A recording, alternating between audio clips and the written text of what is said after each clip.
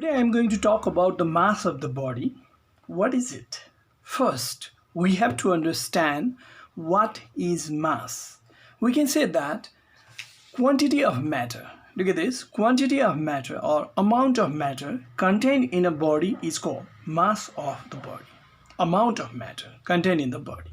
Now, how to understand this very clearly? Just for example, this is a small piece of paper and this is a little comparatively big piece of paper. Small piece, big piece. Now we can understand easily that the quantity of matter, I mean to say the molecule of the molecule of the contained in this piece is less than molecule of the paper contained in this piece is greater. That's why quantity of matter or amount of matter contained in this is less and this is more. That's why comparatively mass of this body is more. Okay, let's talk about some other solid substance also. Look at this. This is a little amount of salt, and if we are taking a little more here, now everyone knows that the amount of salt is greater, and in this case, in comparison with this, quantity of matter contained in this is greater than quantity of matter contained in this. This way, we can conclude that quantity of matter or amount of matter contained in a body is the mass of that body. Okay. After this much understanding, now we have to go through the measurement. What is the unit of mass? All of we know that SI unit of mass. Unit of mass is kilogram.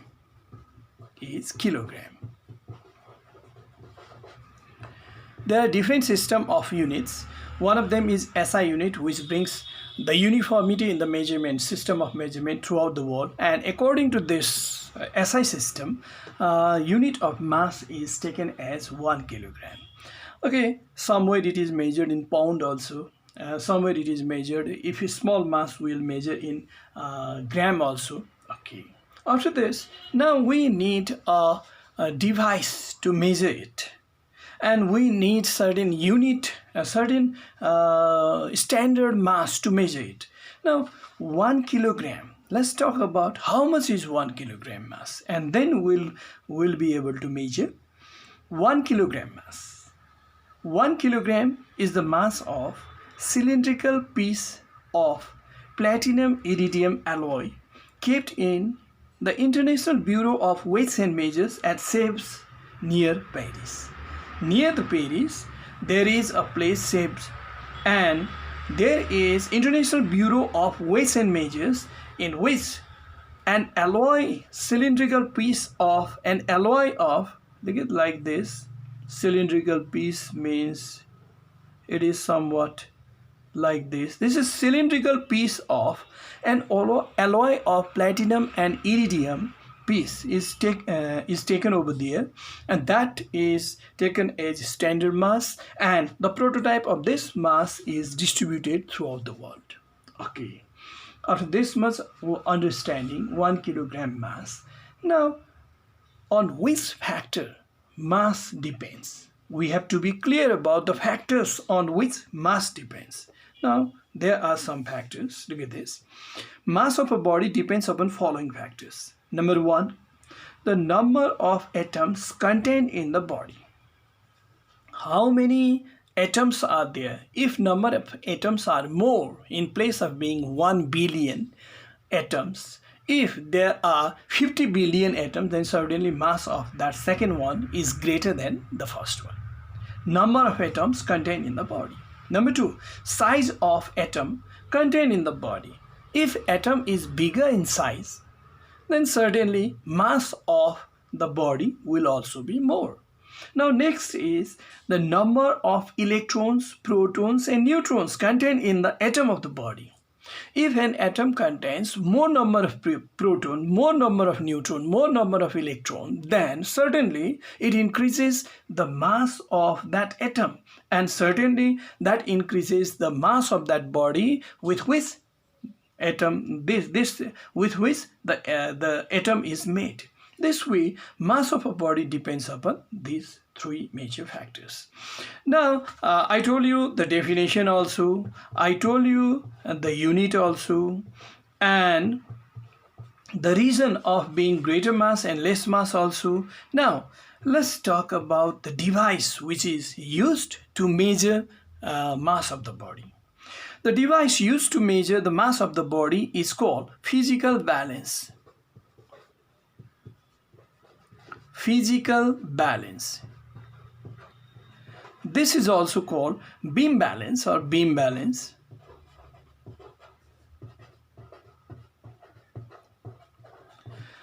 Now how it looks like, I'm not going to make very nice and artistic type of balance. I'm very simple way. Let's say this is a beam, and at one end of the beam one of the pan is suspended, and at another beam another pan is suspended, and this is the midpoint. This is beam balance. Very simple representation of beam balance, simplified diagram. Now beam balance or physical balance is used to measure the mass of the body. Now we need a standard mass here.